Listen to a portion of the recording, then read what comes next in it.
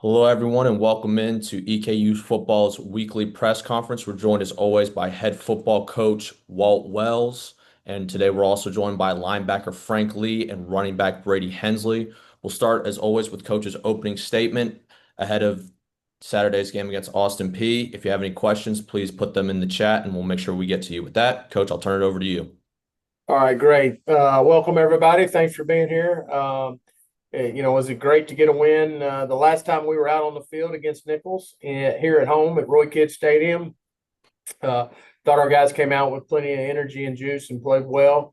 We had a week off, which was not an off week, but at least we didn't play and got a chance to work on some things and work on us and self scout us and then get ahead on some opponents and start working that away in the work that we did last week, and then gave everybody the weekend off and gave them a chance just to relax and get their minds right for this 7 game run we got to go on here and in the challenging UAC. And so we're excited about that and looking forward to that.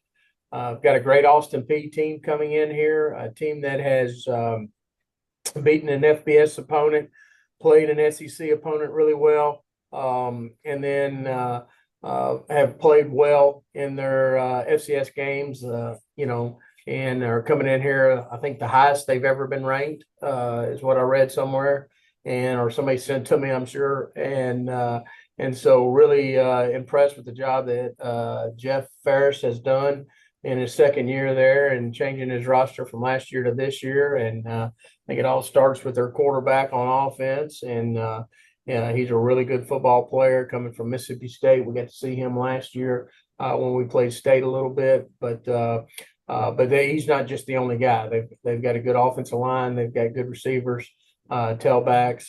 They're solid at every position on offense, and then defensively, they brought in a new coordinator, and he's done a great job of putting them in position to make plays, and that's what they're doing. So really impressive team, and excited to welcome them into Roy Kidd Stadium on Saturday night, and expect our fans to come out and make a difference for us. We need our student section to be very loud and very rambunctious over there on that sideline, and we need Richmond to come out. We team up north there, Kentucky is off, so it gives everybody a reason to come down to Richmond and celebrate with us and have a good time. So with that, I'll open it up for any questions.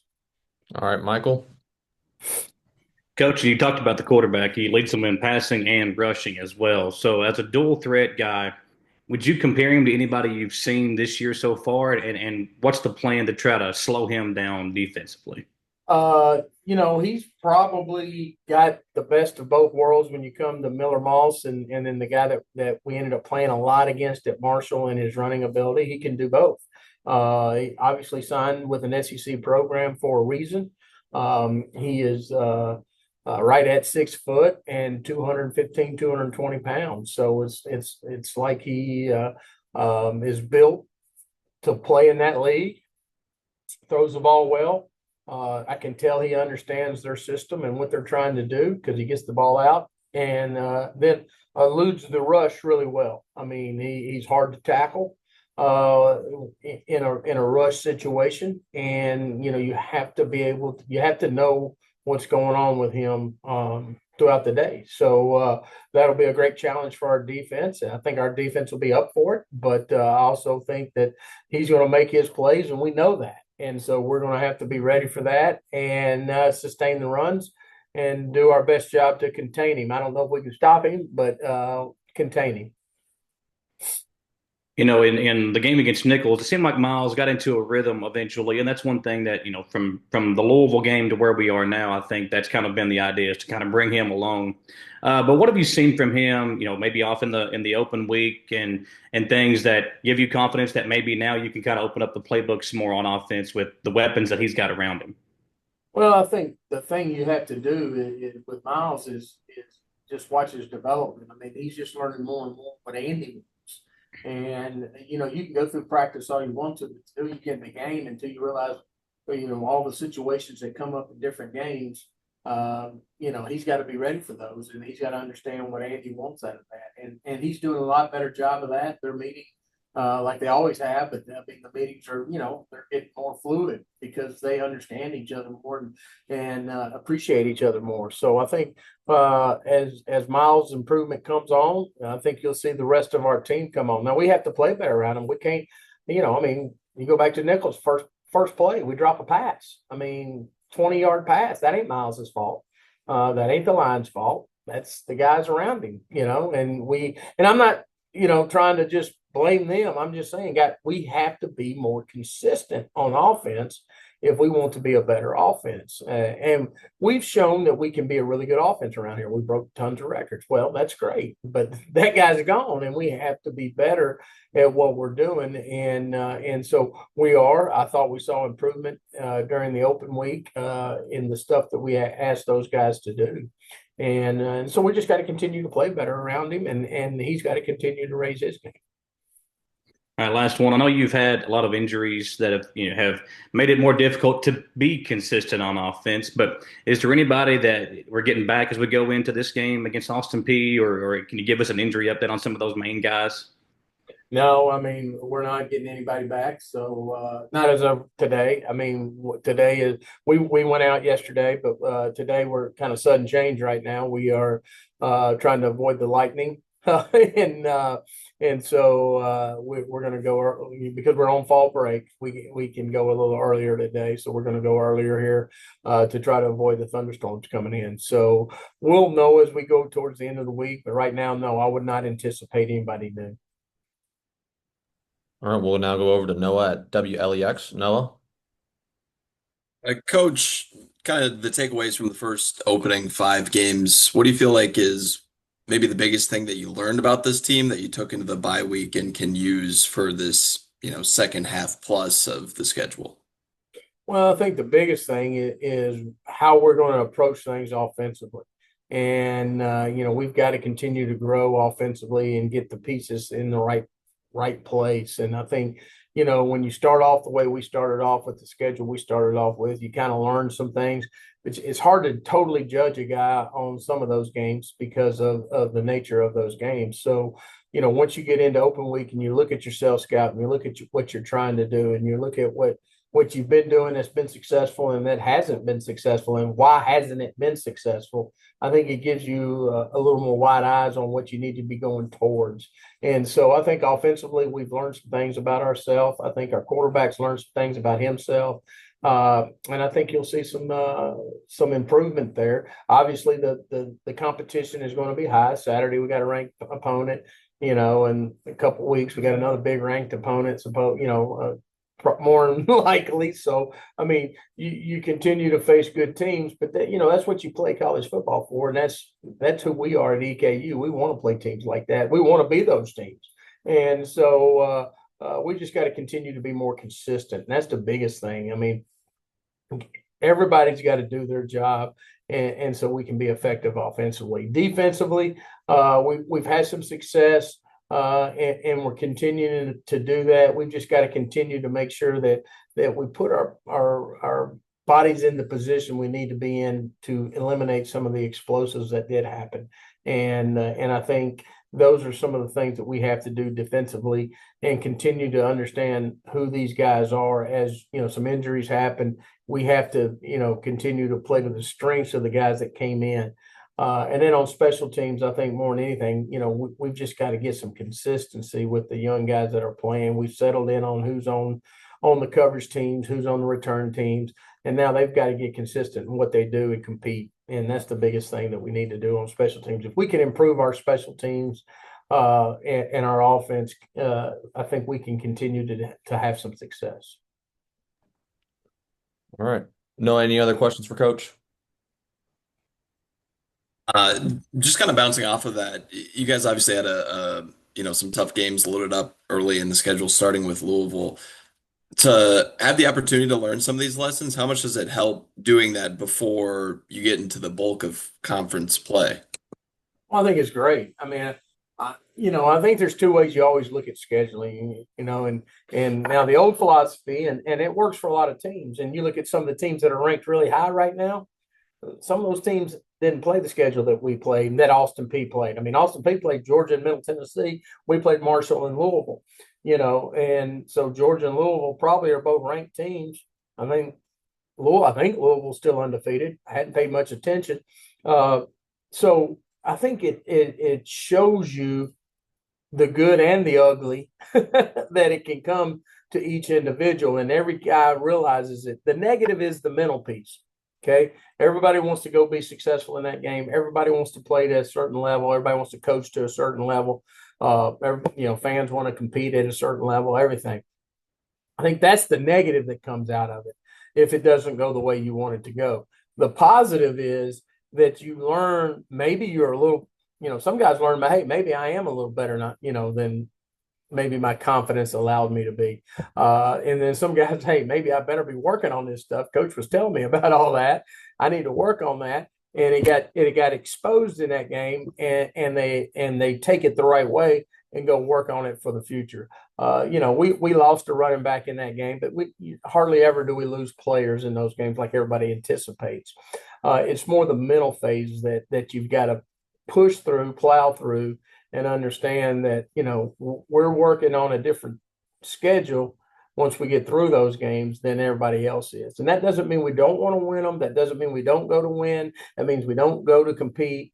But in the reality of it is, you have to understand what they are and just learn from them, like any game you play. I mean, we lost to a really good West Georgia team, and we learned a lot about ourselves in that game. And I think that helped us when we came back and played Nichols.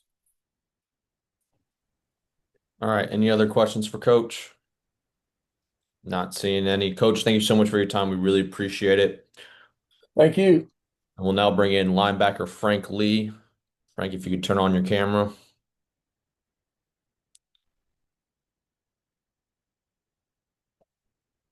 Let's see.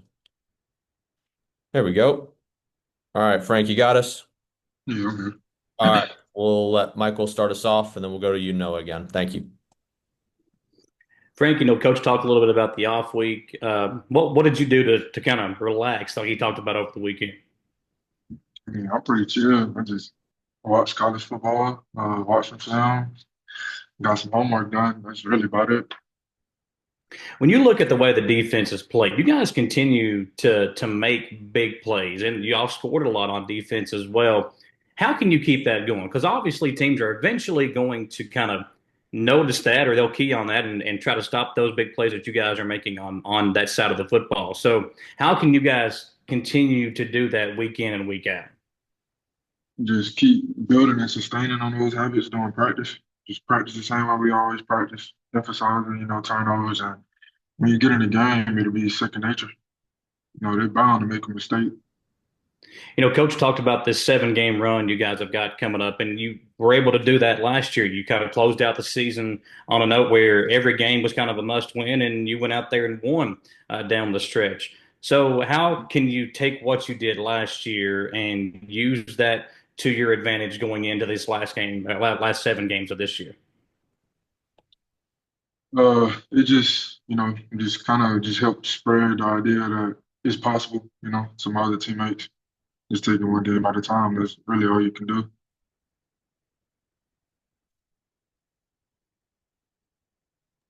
Noah, any questions you have for Frank? Yeah, you mentioned that you were looking at some of the film on the bye week over the weekend. What have you picked up with what's looks like a pretty talented Austin Peay team in their offense? Yeah, they're pretty talented. Like Coach was saying, they got pretty good little quarterback. But it all just come down to just winning at the line of scrimmage, and then I feel like it's gonna be a defensive game. Whoever has a better performance on defense probably win. And then just turnovers and explosive plays. Is there a specific way that you can manufacture those plays, or is it kind of just being ready for the moment? What's given this team a kind of nose for the football in those situations?